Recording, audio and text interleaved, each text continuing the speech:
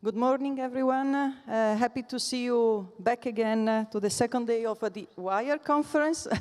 Okay. And also good morning to the people that are following us by web streaming. Yesterday we had a lot of very interesting conversations, very interesting discussions, and there was a lot of references to fragmentation, innovation divide. So let me do a test. How many times you heard the term innovation divide and fragmentation? Yeah.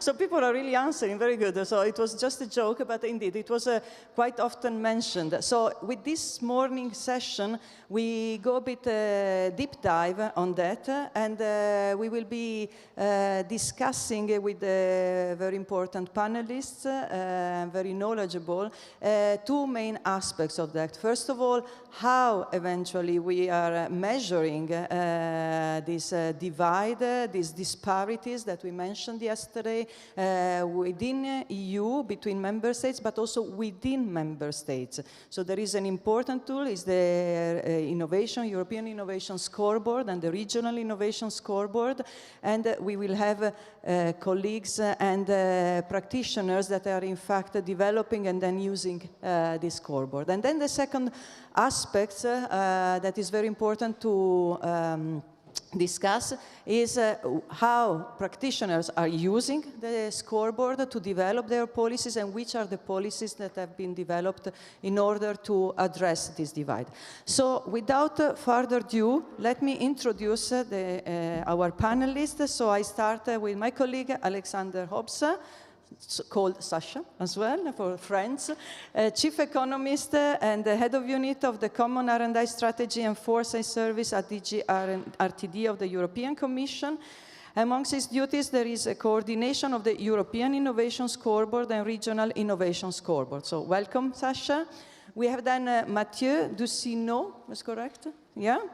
Policy analyst at EFIS Center, European Future Innovation System Center, which is a not-for-profit policy labs providing support and training in all aspects of research and innovation policy and ecosystem governance. EFIS is leading the consortium for the design of the regional scoreboard, as well as the European Innovation Scoreboard and the Eco-Innovation Scoreboard. Lots of scoreboards.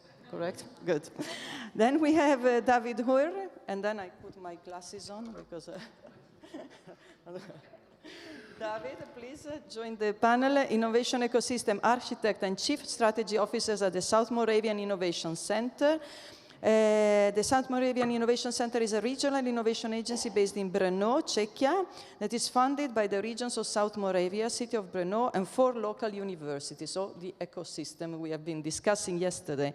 David participated in the creation of the center back in 2003, and for the past 14 years he has been involved with implementing innovation strategy in South Moravia, orchestrating and coordinating the effort of the public sector, businesses and academia, and developing new strategic initiatives. So a very good voice to bring us the examples of innovation ecosystem. And last but not least, our woman in the panel, Andreea-Raluca Leru, please, expert from the Brussels Representation Office of the Northeast Regional Development Agency in Romania. As a Brussels office representative, her work centers on supporting the internationalization of regional stakeholders, as well as on creating synergies between academia, industry, and the public sector to foster innovation, sustainable development aligned with the regional smart specialization strategy and EU strategic objectives in the northeast region of Romania. So, welcome to all of you. As you see, indeed, the panel is composed in order to look at the different aspects of today's discussion. And we will involve them in 2 rounds of questions. And the first will be more looking at the state of play now. And the second one, maybe some ideas for forward-looking, because indeed we are in a period in which we are also looking forward with all the MFF discussions and the new programming period. So I would start with Sasha. As we said, your unit in the Commission is coordinating the work on the European Innovation Scoreboard. I join you there, sorry, I was staying. These reports help us measuring and monitoring the innovation performance and evolution of European regions and member states. So can you please give us an overview of the construction of these indicators? What are the strengths, the different aspects of it in your view, and how can be best used? And maybe you give us a bit of policy framework as well, given your position. Thanks a lot.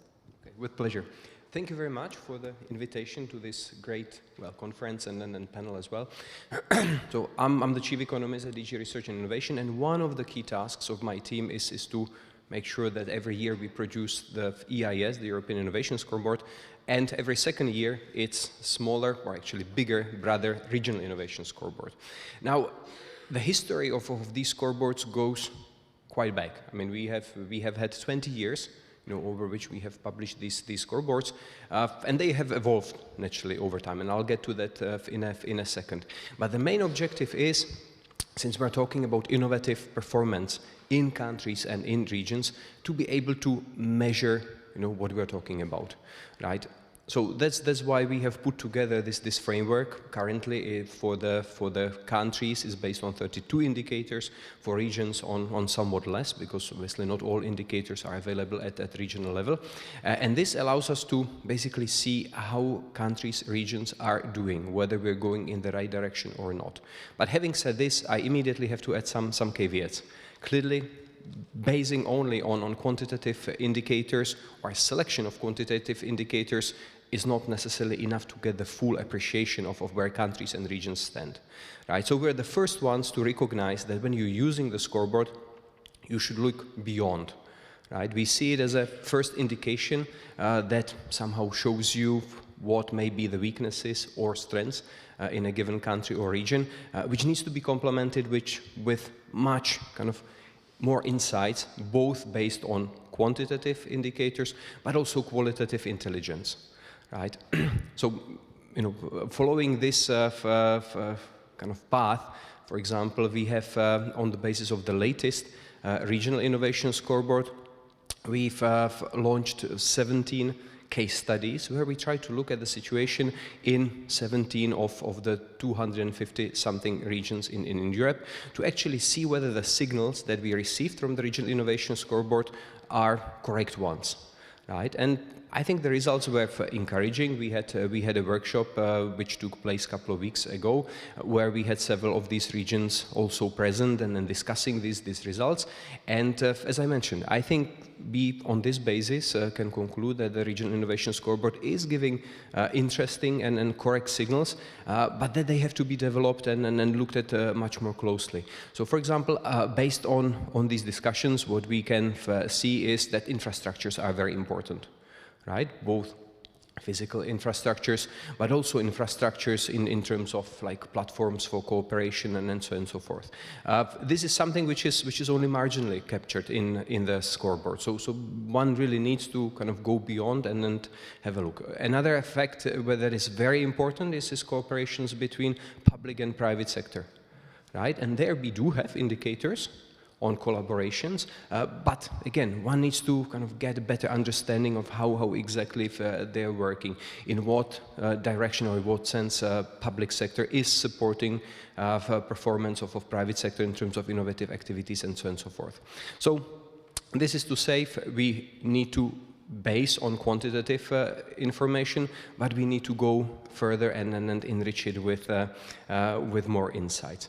Now, a little bit on the scoreboards. Obviously, we are trying, and Mathieu will also speak about this, to make sure that its structure is first simple, right? Because it's a communication tool first and foremost. So we have a symmetrical structure where we group indicators into 4 main groups, looking at framework conditions, looking at investments, looking at impacts, and what is the last one?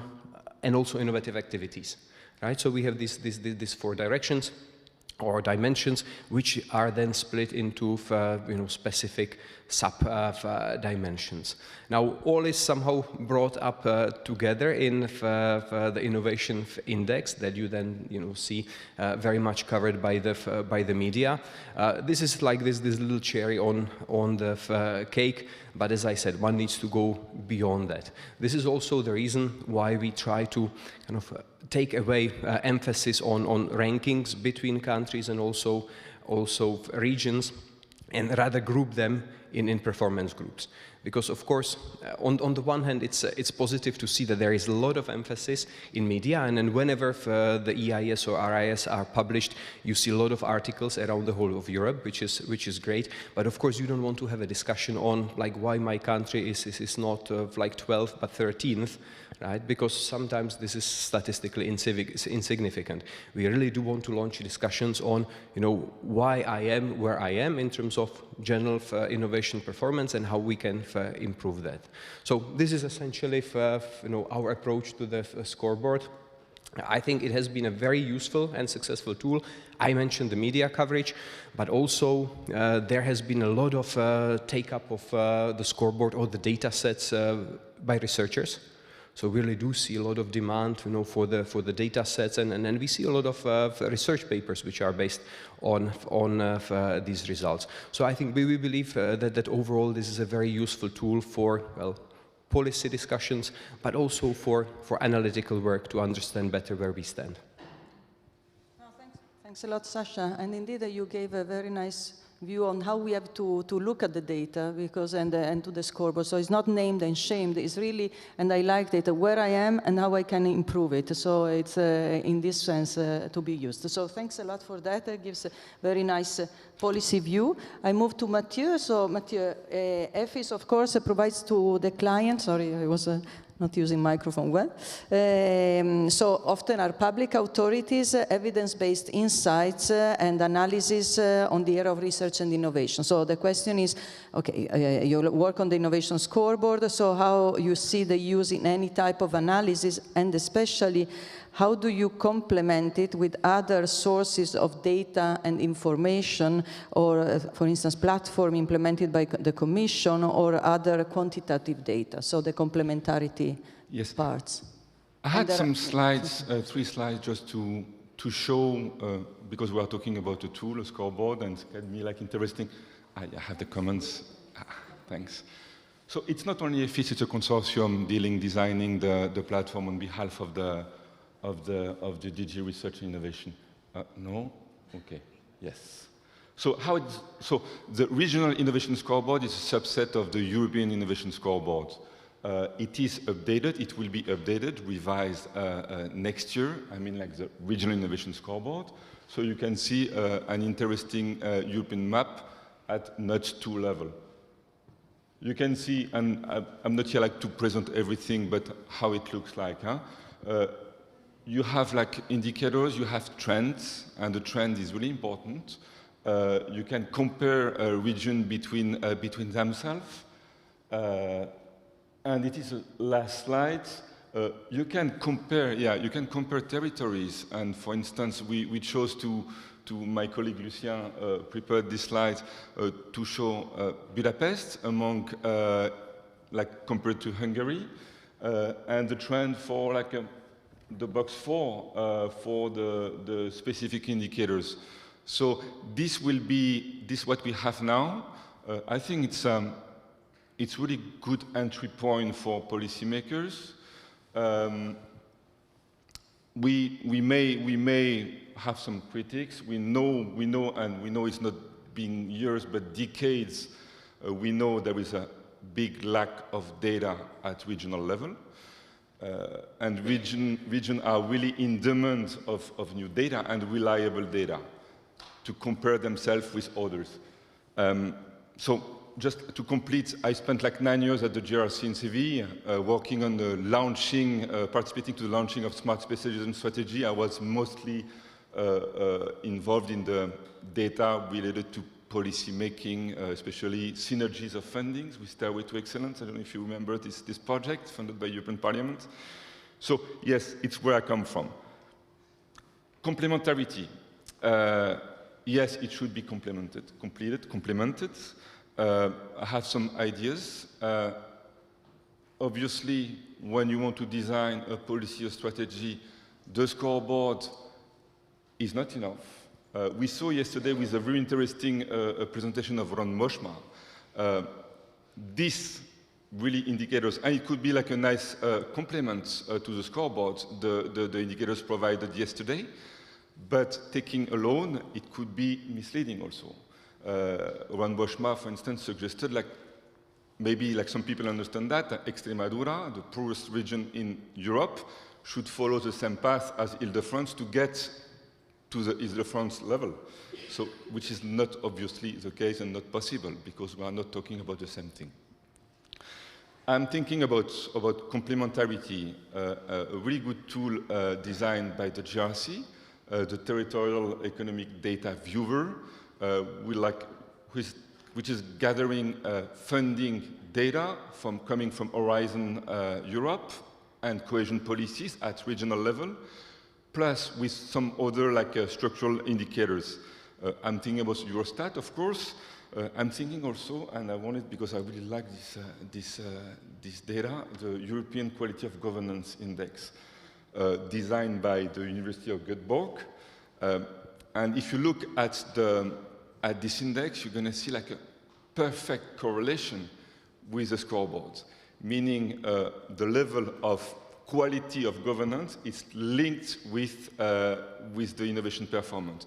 So just like a few words, it's not the European Quality of Governance Index. It's not like a high committee made of high-level experts like saying you are providing good governance or not. No, it's a survey addressed to 30,000 people in Europe, asking the perception of citizens of their own government, regional government, and that's really interesting. And in terms of policy making, it's really interesting too, because the more the citizen trusts government, regional government, because we are talking about region, the easiest it will be to design policies and to embed stakeholders. So I think it's worth to see and to track and to monitor this index. It has been updated not like last year, I think. Yeah, another level of complementarity. Yes, region needs some extra data, and they need to dig by themselves.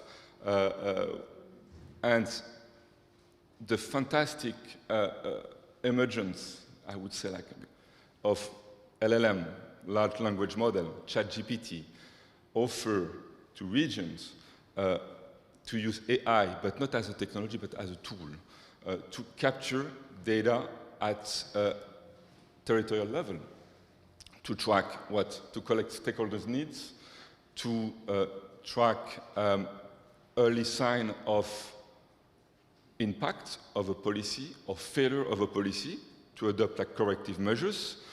So this is, and I know Hungary is about to launch a project to design their own digital tool to collect, to grab those data.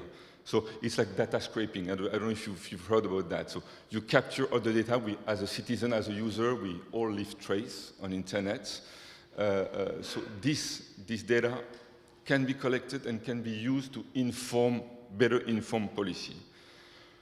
My third point about complementarity, it's also qualitative information, because we cannot do everything with quantitative. Qualitative information, why? To confirm quantitative indicators, but also to fill the gaps. As we see, we saw last week for the US election, the indicators were fantastic, but actually stakeholders, citizen needs were somewhere else. So the message was not well understood.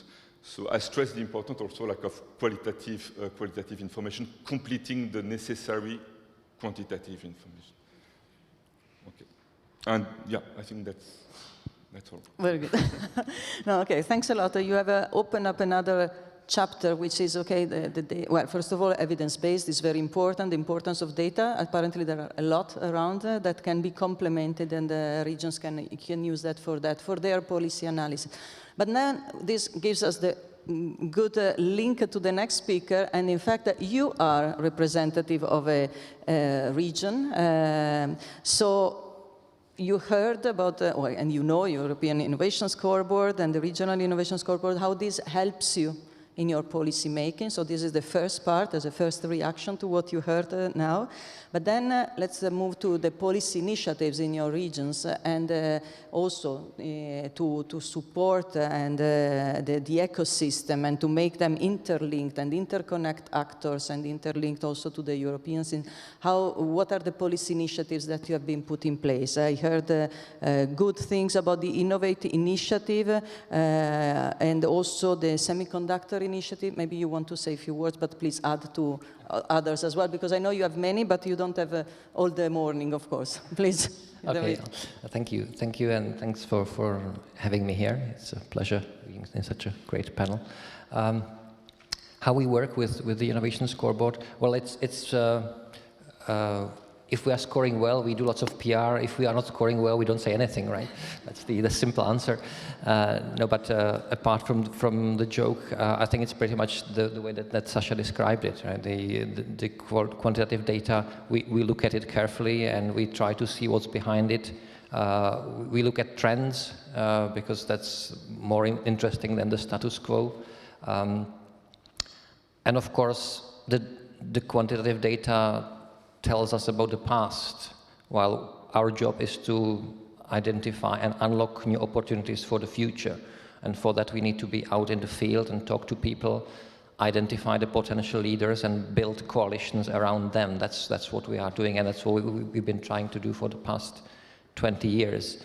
And I think this, from my experience, I would confirm what Sasha was also saying, it's the ability to collaborate that creates the right type of environment where innovation and new initiatives can thrive. I'm very pleased that actually our region, and we did lots of PR about it as well, joined the Strong Innovators group in the last Regional Innovation Scoreboard. And I'm particularly happy to see that the one indicator where we are scoring really well is a reflection of this. It's the indicator that's asking through a survey how much companies collaborate with others in innovation. And when you look at the map of Europe, you will see that in this indicator, the leading regions score very high, while the structural disadvantage score very low. There's difference in business culture, I would say. Our region is a statistical outlier in the Czech Republic. We are scoring much higher than the rest of the country. And I hope, we'll see what comes from the next scoreboard, that this is not a statistical error, right? Because what we see is that over the time, a specific business culture developed in Brno and the surrounding area, where companies talk to each other, share with each other, learn from each other, and we are there to facilitate that process.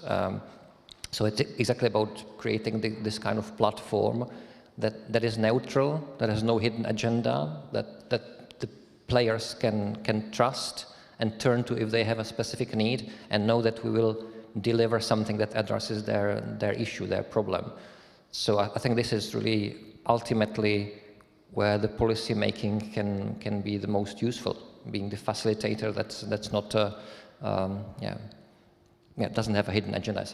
I call it a role of honest broker, somebody who is out there listening carefully, looking around, but not trying to sell their product to somebody, but rather get the input and say, okay, so what shall we do with it? Encourage people to try new things, and maybe add little public money to make it easier. And even that is enough. And I think this is something that can be done in pretty much any kind of region. It doesn't matter if you are in rural part of Europe, somewhere in North Nordics or remote part of Greece. But just playing this facilitator role, of course you will have different assets in each region, but every region has some assets that they can capitalize on. So that's my take on how we work with the Innovation Scoreboard. And you are also asking about the initiatives. Well, maybe I can make a connection to that, because one of the initiatives I'm particularly proud about is that over time, as I said, we've been working for 20 years supporting entrepreneurs from the earliest stages, people who just have an idea, all the way to companies that are in the scale-up phase and are expanding internationally. And as you've been doing this for long, people kept on coming back, right? We helped them in the early stage, and then they came 3 years later, and by that time they already have grown, and they said, yeah, but we would like to ask you if you can support us in this or that. You know, we are looking on how to expand to the US market now. Do you know somebody? So we adjusted our services to the maturity of our clients, so to say. So now we cater for the whole spectrum, for university students with an idea to companies that may have 200 employees and sales globally. But of course, the services need to be much more individualized for the more mature companies. So we try to structure that in one way or another. And we created a pool of experts that consists mostly of other entrepreneurs, people who are kind of giving back for what they received in the past. And these people are available under certain conditions to the clients of ours. It took quite some time to create this pool of around 100 experts, but as we had it, gradually our partners from other regions in the Czech Republic started to approach us and say, how do you do it, how you organize the support? And we said, well, we do it this way, and if you want to join, we can share that. I mean, we have created the infrastructure, so to say. We have an IT system that helps to track the support that each company is getting. We have digitalized the pool of experts, so you can select by keywords what type of expertise they are providing, what the references they are getting from the clients, like Booking.com, similar type of feedback system. And you don't need to build your own pool of experts, your own IT system if you are in Ostrava or in Pilsen. So nowadays we have 9 Czech regions that are part of this platform, which we call Winovate, where we share all these things. It was expanded to Slovakia, so we have now 2 Slovak regions that are also part of it, and we have more regions interested in. And I think this is a way how you can gradually help to transform the entrepreneurial culture in regions by using the shared resource that's been created. Of course, it's easier between Czech Republic and Slovakia because there's no language barrier, right? But I think this system can potentially be customized to other languages as well. And I'm sure many innovation agencies have something similar. So maybe one day in the future there may be such a platform across the EU, providing that type of access to very tailor-made expertise, such as we have a company in protein engineering, and they are looking how to expand to France. But of course, we have no expert who knows how to get to the French market in protein engineering. But I'm sure there's many experts in France. So if there was a similar platform that we could tap into and find an expert and pay a few hours of that expert for the benefit of our company. So that would be a kind of single market of expertise in Europe, maybe. No, thanks a lot. So I take it from your presentation, to your intervention, first of all, and which is a positive sign that you see reflected in the scoreboard something that you see in reality in your region happening. So this is encouraging. So it's the reality check is always very important. And secondly, this is a very interesting initiative, and it's a seamless support. So I like the fact that you really keep supporting in the different phases of development, and also this expert database and the idea to enlarge it also to other countries. I think it's quite interesting. I'm sure that there will be people contacting you afterwards to know how it works. So thanks a lot for this. We move to Andreea-Raluca. So again, you said your function of in Brussels representative of the Romanian Northeast Regional Development Agency. So you really facilitate connections, build synergies. So once again, I will ask you as well a bit of reactions to the use of the innovation scoreboard and regional innovation scoreboards in your policy. And then if you can say as well your policy, in what are the type of initiatives, if you can give some examples of initiatives where you have been trying to address also the fragmentation issue. Somebody told me about this territorial R&I matchmaking platform. Once again, maybe it's an example that you like to share, but please. Sure. Thank you for giving me the opportunity to share some insights from my own region. Indeed, the European Innovation Scoreboard and the Regional Innovation Scoreboard are 2 very essential tools for us because Romania as a whole and all the 8 development regions in Romania are emerging innovators. So we do have a lot to learn, and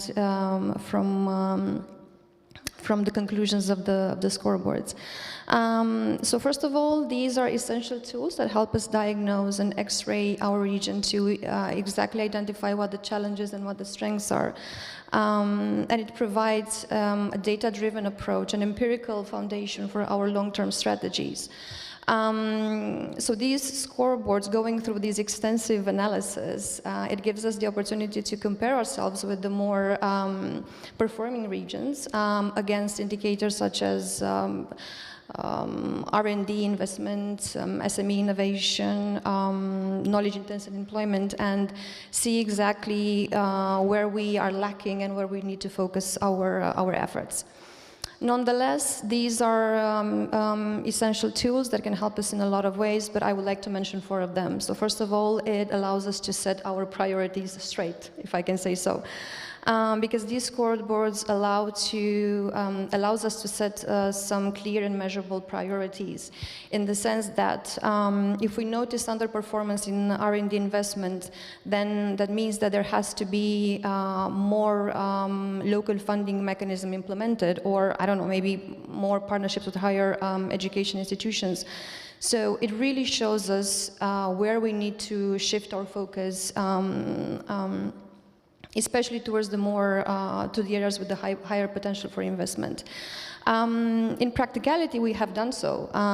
So if you look at our regional program for the current programming period, one of the instruments that is at the base of the program is indeed these 2 scoreboards, alongside other instruments as well. It's not the only one that we are using. Secondly, it allows to tailor the programs to our local needs, because the Regional Innovation Scoreboard highlights specific local challenges that we have. So, for example, if we talk about the low digitalization rate or gaps in lifelong learning, so it provides us with invaluable insights to build some tailored initiatives to our regional context and not apply a one-size-fits-all approach. In this regard, I could mention that we have in our regional program a funding priority focused on digitalization, as well as a funding priority focused on building the capacity of the managing authority staff, because we are the managing authority for the current regional program, as well as to build the capacity of our regional stakeholders. Nevertheless, benchmarking and best practices. So these 2 instruments allows us to compare our scores with other leading regions and gain insight into the effective strategies that they use. We frequently look at the scoreboard and analyze the practices that the high-performing regions are following, and we try to somehow import those approaches, those strategies, adapt them to our local context so that we can continue ensuring the continuous improvement. And last but not least, we use it to attract and justify investment. So in this regard, these scoreboards provide robust evidence when we are applying for EU funding opportunities, and especially when we want to build strategic long-term partnerships with other organizations, and especially with other regions, because that's where we find common grounds for collaboration besides the smart specialization strategies. So the scoreboard justified the need for the actions that we want to implement, and it shows the potential partners how we have been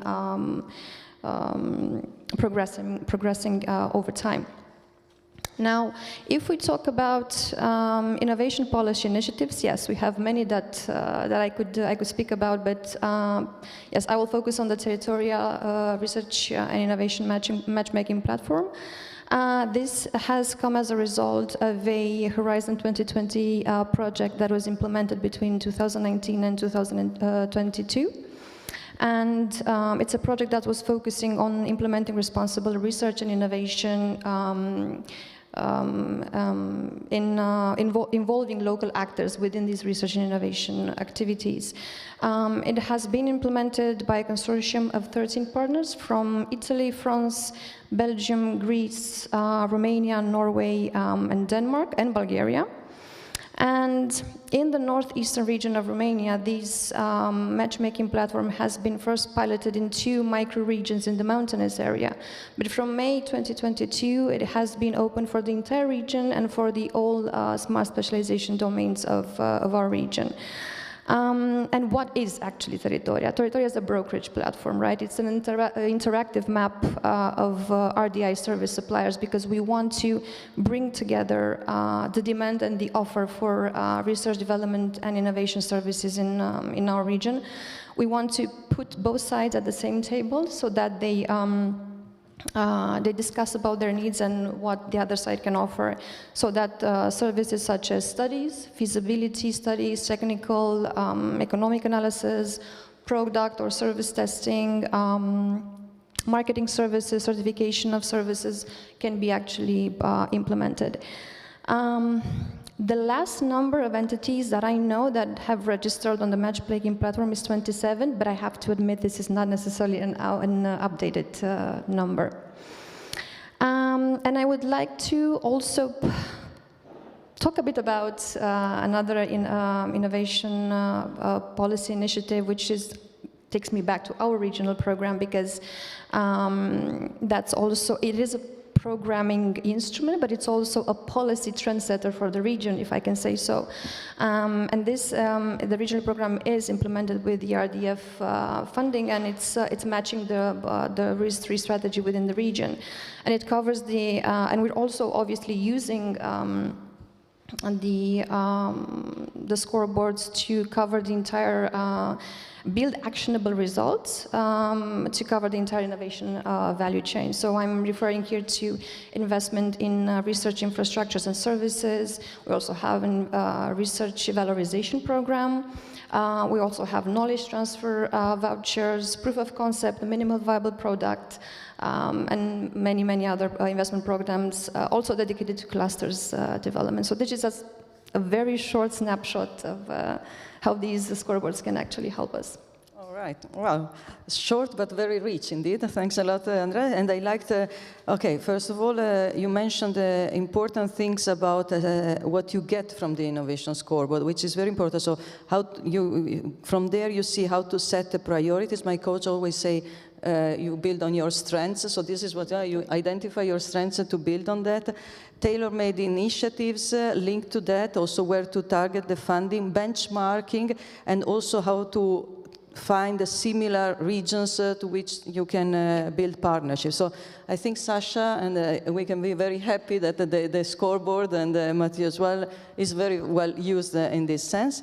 The second part, you mentioned initiatives, project funded by Horizon 2020, ERDF as well. So I'm happy as well from our side, Horizon and Commission initiatives are helpful. And this links me to the second round. So this is what is happening now. It's happening a lot. We have seen it already. Now we go look a bit at the future. So, and I do the tour on the other side. So starting again from the practitioners, let's say. So the Commission, you mentioned Horizon, so we have for this fragmentation, divide, disparities, in order to address them, we had initiatives, a widening program, we have measures to improve the quality of and access of research infrastructures, European innovation valleys we mentioned, in cohesion policies we have the innovation investments instruments, so there are a lot of initiatives, a lot of policy, a bit of a policy mix, so we were wondering if you can tell us whether this support policy package that we have put in place, is this enough? How would you assess it? It's helpful, there are gaps. And also, with a look at the future, is there anything that you would see, looking at the next MFF, something that you consider should be done better or maybe improved or add or shaped differently? Who starts? Yeah, okay, David, you, and then we go back to the other. Yeah, you want to? Should I start? Yeah, okay. And then I go back, since you just talked. Right. Yeah, I mean, my feeling is that there's too many instruments, and it's becoming confusing for the people in the field like us, you know. And we are the ones who are probably better connected to what's happening in Brussels than the people that we serve as our clients. They have even the much more vague idea. So I think there's probably a systemic problem there. If we are getting lost, what about our clients then? I can see there's also many overlaps between the initiatives, such as I'm having trouble explaining to people what's the difference between regional innovation valleys and I3, for example, why there's two instruments with different setup of rules. So if I was to look to the future, I would say do fewer things, but do them well. Make sure that the programs are really well designed. There's good UX testing, that the people who are the target group actually understand what's the objectives. That there is not a mission overload, I would say. Some of the programs, from my perspective, suffer from having too many objectives at the same time, which sometimes are conflicting each other. So there's a list of things that you have to fulfill. But then if you try to fulfill them all, you'd never fulfill any of them properly. But to be positive, I think there's very good elements that we really appreciate and would like to see more, like the European Innovation Council. I think it's a great instrument which has a potential to become the globally leading accelerator for deep tech startups. I think we need more money for that. We can definitely build on the existing services and add more layers to it, things like providing tailor-made expertise and support to the supported companies to grow faster globally, to have more unicorns in Europe. So that's one area where I would focus attention. I think there's some areas where we've probably been putting too much emphasis on and are not bringing the benefits. If I was to name one, I would say EIT. For me, this is a disappointment, to be honest. After so many years of steady investment into the project, the results are, from my point of view, way below expectation. I think we have too many missions in Europe. Missions, for me, are a very useful instrument, but a very difficult one to implement. And I think even more challenging to implement at the EU level. So I think we should be very careful about selecting the missions that really need attention at the EU level, and which may be better implemented at a national or regional level, and not to try to address too many of them at the same time, because the experience clearly shows that the governance of the missions is extremely demanding. And if you want to build a functioning governance across the EU, it takes years to build up. And by that time, the situation may change. So I would just give a word of warning on the missions. I'm not against missions, but I think there's probably too much of them and too, I would say, broadly scattered in terms of topics they're addressing. Let me see if I have any more notes here in my. Yeah, what I also find very positive is the experience so far we've had with the CHIPS Act. So I think we can certainly look for more strategic initiatives addressing the sectors where Europe wants to lead and build a holistic approach, not only funding research, but also the gradual build-up of talent pool for the needs of that industry, including working with young kids to go and study STEM fields, because without that we will not be able to build up semiconductor sector in Europe. The same you can say for fuel cells, batteries, hydrogen.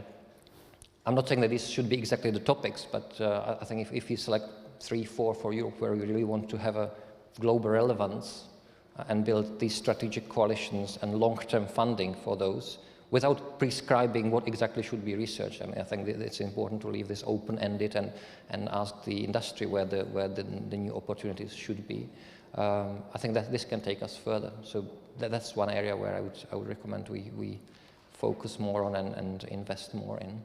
So, yeah, my take. Okay, we have a pretty nice list of things, let's say room for improvement, but indeed, I think it goes into the reflections that is internal to the Commission as well, this streamlining. I think it's a bit of a keyword now for that, in order to exactly streamline the instruments and then try to make then more effective. And these type of feedbacks are very important, especially in this moment where there is reflections ongoing and all these inputs are extremely key.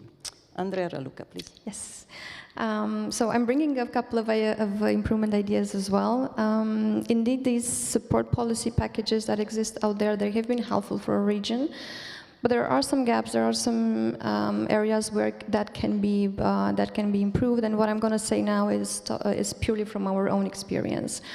So if I would to look at the I3 instrument, we do have an I3-2A and I3-2B project. We also are involved in the European Regional Innovation Valley, which is under implementation. It's focused on health. I think, if I'm not mistaken, it's going to be showcased today, talked about. I hope I didn't get it wrong.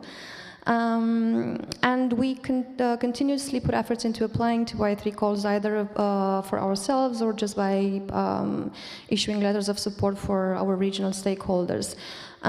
We've also tried to get into the Widening Excellence Hubs initiative, but unfortunately we haven't been successful so far. Now, what it concerns the I3 program structure, I would endorse the continuity of I3 as it is right now, divided into the 2A and 2B strands, because I think it has been proven to be effective, allowing us to participate in high-impact innovation and capacity-building initiatives. At least for the moment, I think it's important to keep the structure, the same structure moving forward, because it's still in the early phases of implementation, and we're still gathering the lessons from the initial round of projects. And a stable program framework would only ensure the continuity. We just need to evaluate, adapt, and maximize impact over time. Now, for Horizon Europe and the widening component, I think here I'm going to be a little bit more critical. First of all, I think there needs to be a better alignment between the work programs and the call text. So speaking from our experience, we find that there's a disconnect between the broader goals outlined in the work program destinations and the text of the individual calls, which creates a bit of a confusion, if I can say so. It's a better alignment between the work program and the call for funding would enable applicants to better understand what the expectations are and what's required from them. And I think this can only translate into stronger proposals and a higher success rate among the applicants. I would also advocate for fewer calls, but with larger budgets. And why I'm saying this is because I see a lot of multiple small budget calls, which I think they're a bit counterproductive. Because, for example, what would be the purpose of a funding call, funding just 5 projects out of 150 that are submitted? Because I think this creates a significant competition and discouragement among regions, especially those who are at the beginning of their building these types of capacities. So if we consolidate these calls and we increase the individual budgets, I do believe that we could see a transition from many lagging regions, from repeated unsuccessful attempts to successful participation. And I think this could also help build the momentum and allow emerging regions to build their expertise and confidence actually in achieving these visible success in accessing EU funding. And I would like to move a bit to the topic of synergies, because I think this is one of the keywords of this event. I do advocate for fostering stronger synergies between Horizon Europe and the European Structural and Investment Funds. And what I would like to see more is the monitoring of these synergies and where they happen and how they happen and what lessons we can learn. Because I see now that the Commission and the national authorities are monitoring or are mostly focused on the implementation of the policies they are in charge of, but I think there's a lot happening on the synergy front that we don't know about. So, for example, yesterday I just found out that Malta and Lithuania are doing a great job with synergies. So now I would know where to go to and who to look for if I want to talk synergy with someone and learn from the ones that are already successful. And I think there should be a database about these synergy initiatives, but this also would mean to improve the existing data frameworks that would allow for this data to be collected. I think there needs to be an initiative that would allow for the searchability and mapping of the data, as well as the promotion of examples of good practice. Again, I'm going back to yesterday's panel on synergies, and that's where I found out a lot of information. Otherwise, I wouldn't have known about it. And I also think that in order for us to have a database of synergies and have access to that type of data, the Horizon and cohesion policy databases, I think if this could be made interoperable, it would make much easier in understanding the synergy process and how this can be done. Because right now, obviously, they have different formats because they also have different legal requirements. I would also like to see an improvement in the flow of information about projects that have received the Seal of Excellence, and as well as some improved cooperation between the bodies which are involved in the management of the ESIF funds and the framework programs. Thanks a lot. Very good list as well. So I like it that on one side, we are talking about streamlining some changes, etc., but then some continuity as well that needs to be done. So we have to find the right balance between being revolution and evolution, as always. And I like a lot, your suggestions for synergies, indeed, on the visibility. I know because no matter how many conferences and information we provide, there is always someone that apparently exactly has no access. But in terms, for instance, of the Seal of Excellence, and some of your recommendations were in the ECA report in the European Court of Auditors, but we are addressing, for instance, there is availability now of data on Seal of Excellence that you request, and we can provide you per region. So even with the contact details, because we have put in place a system to ask the consent, that was the issue there, to provide the data. So there has been highlighting problems and finding solutions to that. But on some of the other things, of course, we can improve, and this is also a good sign that you see the value in doing synergies, and we need to facilitate as much as possible. So we have a long list of to do, and this is very good. I hope that all these things comes into position papers on FP10. You have answered the consultation, because this is what we are indeed trying to open up, and to regions as well, to give to get the feedback. And our colleagues in G3 will be happy on receiving even more advice and recommendation for sure, and suggestions. Now we move to the more indicators part, but again, with the forward-looking. So, Mathieu, again, if you have suggestion on how the European Innovation Scoreboard and Regional Innovation Scoreboard could be eventually further improved based on what you heard as well. So it was the reality check maybe is helpful as well for forward-looking, please. Yes, so the Regional Innovation Scoreboard is about to be revised, updated very soon. It should be out in 2025. We will organize meetings, seminars with ERAC member, European Research Area Committee, composed of member states representatives, early 2005. We are about to launch a big survey to ask stakeholders like you, and I think the largest audience as possible, what their idea about how to revise, because it's more than an update. It's how to revise the scoreboard, and what new features to introduce. For instance, at indicator level, I was discussing with Alexandr, does it make sense to keep access to broadband in 2025? If we keep it, what other indicators we could add? Also, because we made a lot of comparison, and I come back also to Ron Boschma's presentation, but on what I saw, helping region as users, policymakers, to find their peers in order to favor the transfer of good practices among regions. For instance, Budapest, to which region I could compare Budapest? Obviously, Prague, but what else? And the idea, it's a suggestion, is to introduce structural indicators. So what is structural indicators? It is the indicators you find in Eurostats. It's a demography, it's the economy, it's what makes a region. Actually, I can refer to an old tool designed by the GRC years ago in collaboration with Orchestra to exactly for this purpose, to help region in the context of the development of their smart specialists to find their peers. It was not a well-known tool, but I think it was really, really well done.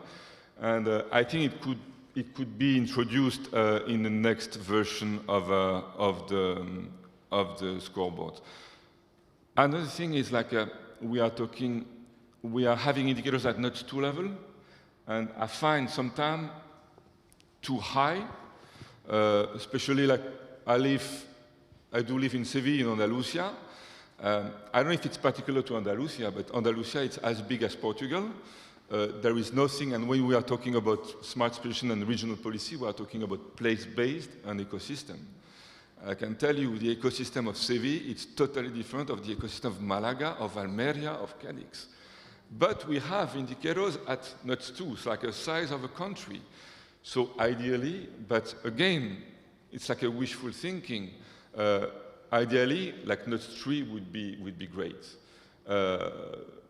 Province level at or département in France, because an ecosystem is like very often structured like around like a big city, with a connection between universities, SMEs, clusters, and so on. And if you have, and we have a problem as policymakers and as like strategy designer, when you have like a few spots on the same territories, and you have like data telling things, but at a granularity too high to really be useful. So I know there is like some notch 3 level available, but not for everything. Let's see what we can do, maybe with like new tools or the new ways to collect data. I think that's about so you should receive a link for the survey. So I think we'll be happy to receive like any suggestion, and we'll like have to like collect what is feasible and what is not feasible. And is it for instance, because I see also like when we're talking about complementarity, we are talking about fragmentation. So fragmentation of a source of information. And I'm sure, like for instance, the GRC tool is not well known, the TED viewer, and but it's like a perfect match with the regional scoreboard, regional innovation scoreboards, and many other like different like data source are sure available at territorial level. So, is it the vocation? Is it the purpose of the scoreboard? Maybe to bridge those different tools to help policymakers to have kind of like one, or maybe like a main entry point for data, helping them to supporting them for policy designing and policy making.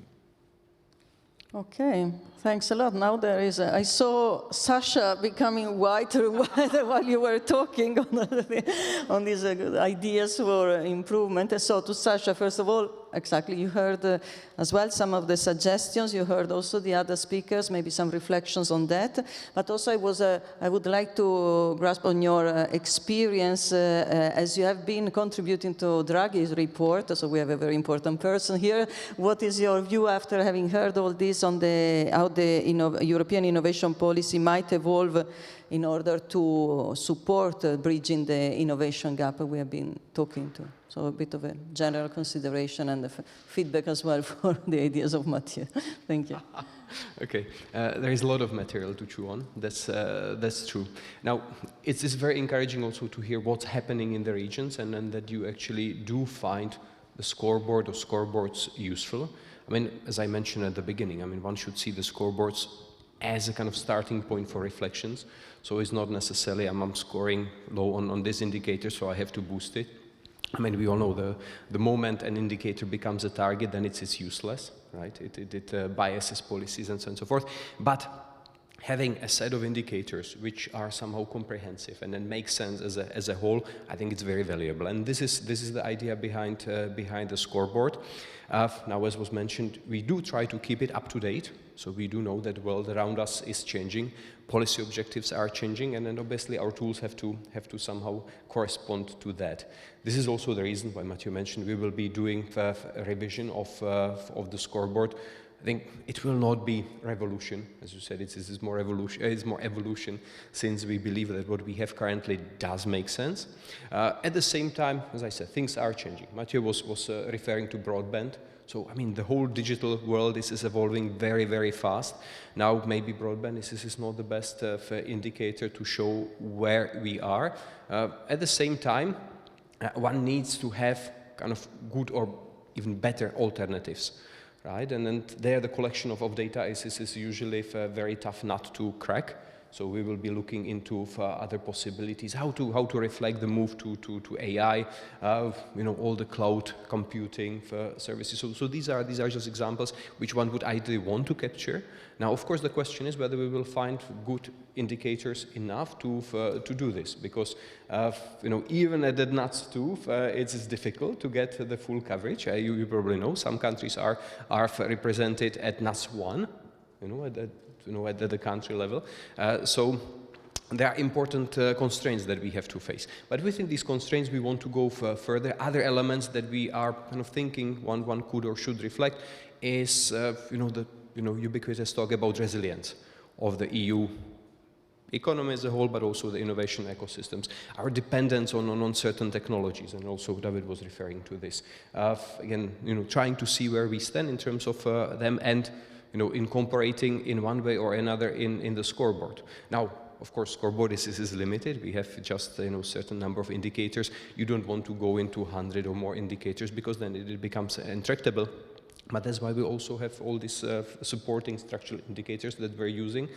And indeed, I think this is a good idea, to make the scoreboard as a kind of central point where you can also bring in additional databases and information, so that it's we're talking about one-stop shops for services for companies, so we could have one-stop shop for regions and other interested parties to have access to existing high-quality, relevant information. So this is something which we certainly should look into. Speaking of startups, and also if you have followed the hearings of the Commissioner Designate, if you've had a look at the mandate that she has received from the President, there is a lot of emphasis on startups. I mean, it's not that it would start now. I mean, it has been around for quite a while. There were discussions, as you can imagine, difficult discussions. How do you define startup? I mean, once you see one, it's a startup, but finding exact definition is much more tricky. But this is something that we also want to look into, because it's important to have a good understanding where we stand. I mean, we first have to understand the phenomena that we want to address also with policies. So this is another direction I think one should look at. Now, coming back to policies, you mentioned Draghi report. I think there is good kind of alignment also with the discussions today and also yesterday, because one of the key words in the Draghi report is indeed scale and fragmentation. In Europe, we are not definitely achieving the scale, which is important in a number of areas. Look, here we are talking about regions, so we're going really more granular, and this is important. At the same time, thinking of, for example, infrastructures, large infrastructures. I mean, for some countries, some infrastructures are far too big to actually build on their own. So from that point of view, we need to leverage the scale much more. We want to use the potential of the European market, well, not only in terms of free circulation of goods, services, people, capital, but also in terms of innovations. And this is, again, not happening. I mean, we have been looking at the degree of collaborations within Europe, and then what you see is most collaborations taking place within regions, which is good, understandable. Innovation tends to cluster. You want to be close to your peers, universities, research institutes, companies, public authorities. At the same time, if you want to be at the frontier and produce the best, you want to cooperate with those who are the best as well. Right? And it doesn't really matter whether they're based in the same city or a village next door or in another country. However, in Europe, this link between countries is much weaker than, for example, in the US. Right? So if you compare the intensity of linkages in the US, you have 2.5 times more cooperation across states than we have in Europe across countries. Right, which is a huge difference. So we are not really exploiting enough, the potential that we have. So that's the scale, fragmentation, and I think it very much links to the discussions that we are having today. Perfect. Thanks a lot, Sasha. Very nice overview. So you experimented live an internal meeting between the Commission and contractor on how to improve the scoreboard, but it was taking notes. So we are listening. This is also the message, and this is the best moment because we are, well, we always listen, but in this moment even more because we are constructing the future and the challenges are high.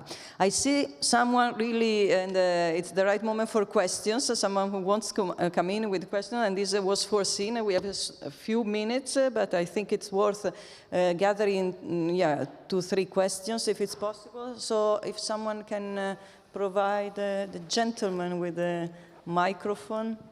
Thank you. And you can say who you are, your organization. Thank you. Hi, I'm Jorge González. I'm the director of TBiomed. We are a cluster that we promote demand-driven co-creation of innovation across Europe. And I have a question picking up of what Andrea said about synergies. For example, yesterday we have a talk where they was compared Extremadura with Ile-de-France. Okay, of course it was as an example, but it has been mentioned that you should learn from the best. However, I wonder if the scoreboard could be put in value to take into account the temporal dimension, that instead of comparing with the best, you compare regions of where they were 5 years ago, and comparing to the similar regions that they were 5 years ago in the same situation, which one have them best? Because comparing Extremadura with Ile-de-France, of course, is the best, but Extremadura will never be Ile-de-France. So making aware and put it in value the scorecard to say, don't look to the best, look to the best, but in your range, and learn from them. So that perhaps when setting up a project, instead of doing by serendipity, instead of doing by the people that you like because you have worked with before, you can say, you can work with whatever you want, but these guys were like you 5 years ago, are now in this position. Maybe you also want to partner with them in the future. My point is to put that this is one of the things, okay, maybe it's a bad idea, whatever. My point is like, you guys have the data, but for the companies, for the regions, it's not so easy to analyze it as you can analyze it because you have the raw data. So perhaps it's not only a question to say you are here and you want to get here. It's like saying, how can you help me to get there? Because if I were from Extremadura, I would say like, why bother, right? I mean, I will never be Ile-de-France, and that's not the point. So hopefully it's a suggestion. This is, by the way, a technique done in psychology. I'm happy to give the reference after that. Who wants to take it? Yeah. Well, it was for Sasha, but anyone can take it. I sense it was for me. Look, you're perfectly right. And that's why at the beginning also mentioned that one should not over-interpret the data as you see it. One needs these additional insights.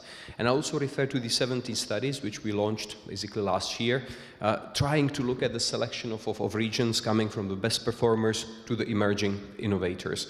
And then trying to see, what challenges they are facing in their current situation and what policies they applied in the past which help them to move up. So I think this is the way how the scoreboard should be used, really, to also extract lessons. I mean, we're talking about benchmarking, for peer learning, and that's exactly that. We had a workshop where different regions, they were not referring only to, okay, this is what we see in the scoreboard, but saying, look, I mean, we have started here, these are the policies that we have implemented, which helped us to improve here and there. Especially since, I mean, when we're talking about innovation and the different dimensions, they're interlinked, right? You cannot move without having the right human capital. If you don't have interactions between private, public entities, then also you have a problem. But fixing just one element does not necessarily have to bring you where you want. I mean, you have to move kind of in a balanced way. Of course, you can have different models, but one needs to take into account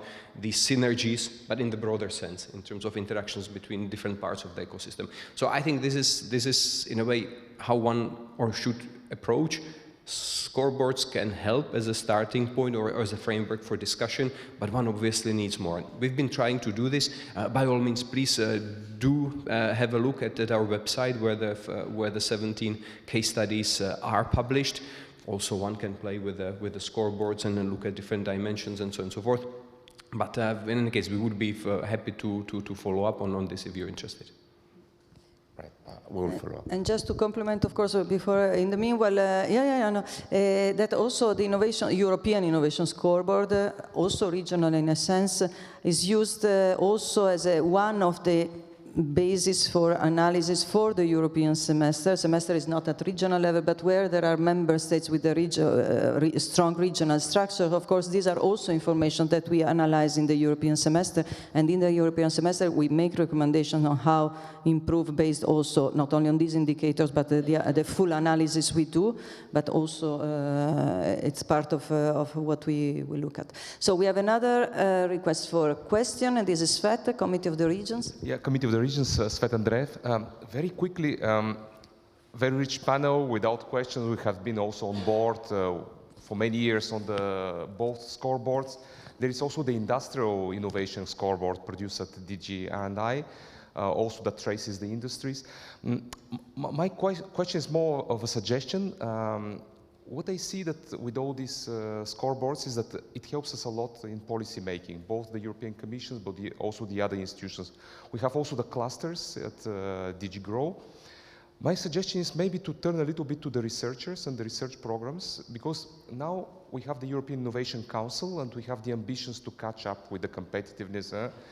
But all these scoreboards are very, as we analyze, at least at the Committee of the Regions, but also David mentioned, it's a bit limited in a way.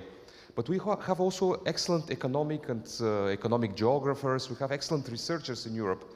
And when I compare it to the States, they have a very deep research on their ecosystems as such. They really build careers, you know, the Silicon Valley. So my question would be a little bit to make a link, not only to the research innovation centers, but also to the academia, to build this program to help Michiel, our former member in the European Innovation Council, because I have the impression that some of the evidence we get about startups especially and about innovative companies a little bit scattered and impressionistic, if I can say so.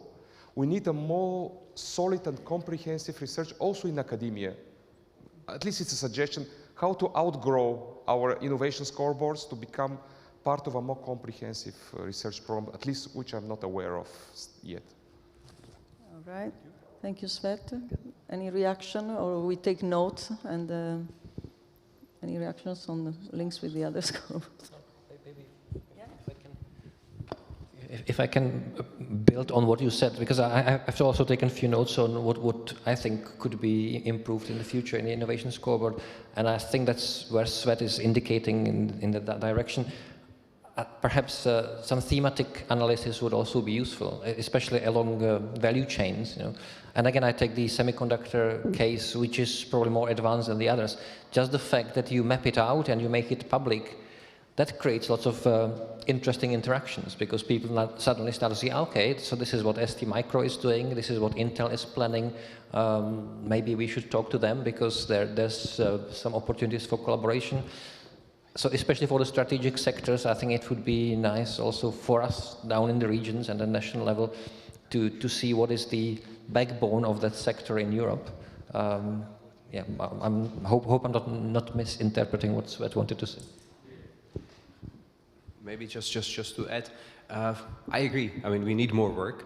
At the same time, I think it is useful to kind of look at what already exists. So just to do a little bit of marketing for my team, we produce every 2 years the so-called SRIB report, which is looking at the state of play in terms of science, research and innovation in the EU. So it's a bulky publication of some 600 pages full of data analysis. So I think this is already something to look at. And what is interesting here, it doesn't come only from our team or from our DG. We have also contributions from a number of academics or other international organizations like EIB, OECD, and so on and so forth. So I think we are really trying to consolidate and build on the knowledge which exists. Also to do a bit of marketing to my fellow chief economists in DG GROW. They are looking at how the supply chains in Europe are working, what are the dependencies, vulnerabilities also focusing on specific technologies, the access to critical raw materials. There is a number of papers which were done on this. So again, I would invite you to have a look at the Commission website, and then there you can find some links, indications. If you cannot find them, because I admit our website is not always the easiest to navigate, just come back to me and then I'll point you in the right direction. Thanks a lot. Very good. So, yeah? If I could complete what Jorge and what you said, the trend is more important than the year-to-year comparison. Why? Because it's difficult to access data. For instance, financial data, usually like a company, they should send their financial data yearly in a yearly way, like year by year. They don't do it. They even prefer to pay a fine, and I'm talking about startup, than sending their official data. If you researchers are working with Orbis, for instance, you will see for innovative companies, we're not going to have the information. So we have to face that. So the trend is important. The year-to-year comparison, monitoring, it's more tricky. Not because we cannot, we don't want, it's because we don't have the data. So there is a kind of like inertia, and we have to take care about that because the world is like going super fast, especially with AI and so on. And we have to really take care about like not looking something from the past when like all the technology landscape has changed already. So we have to be cautious with that, yeah. Okay, thanks.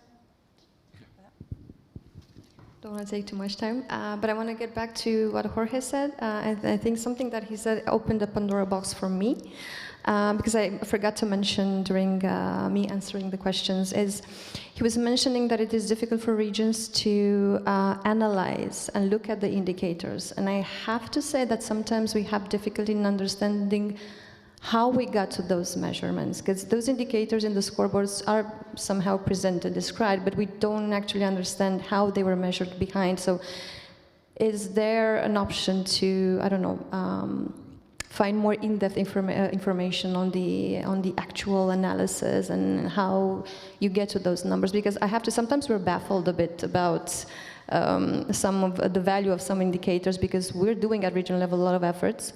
And it'd be interesting to see how those indicators are built up.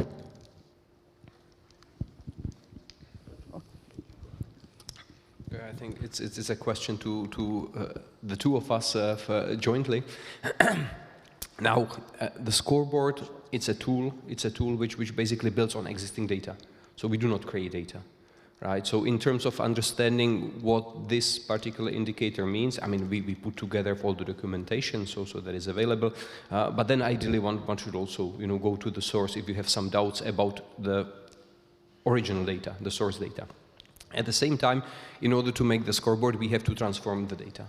We have chosen as simple approach as possible, where we normalize, so that we can aggregate, and there we are perfectly transparent. So you can find, all the codes and the approaches on our website. Again, if something does not seem to work well, you can come back to us and we can check whether there are no errors.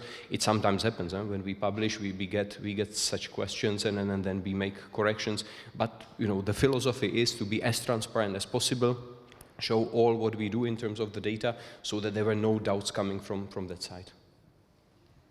All right, and with this, if I'm not going, I don't want to be killed, so I think we went a bit over time. It has been a fascinating discussion. As you see, there is already the speakers asking to the other speakers questions, so I'm sure that the conversation and the discussion will continue in our breaks as well. For me, as I said, I learned a lot. I really enjoyed it. I have to thank all speakers for that.